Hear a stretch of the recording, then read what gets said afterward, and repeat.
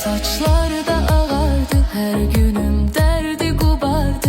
Ömrümü yarım apardı, sabredip dözdüm bir anlık. Her işim oldu gümanlık, beləcə getdi cavanlık.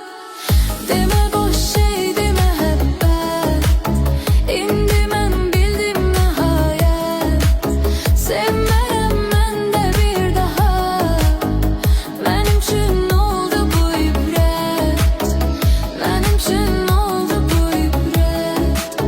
sevgide çektim eziyet, içimde tekçe xəlvəti. Ne dedi demedim qəti, yenə də sevdim mələyimi. Bilmədim sevgi kələyimi, boş yerə verdim ürəyimi. Demə boş şeydi məhəbbət, indi mən bildim nəhayət. Sevmərəm mən də bir daha, mənim üçün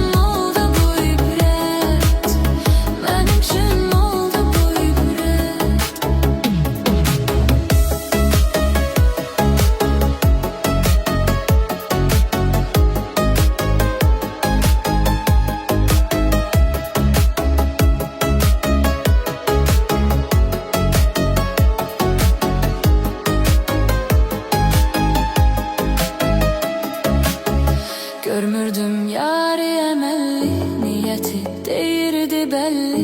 Yenə də verdim təsəlli, yaşadım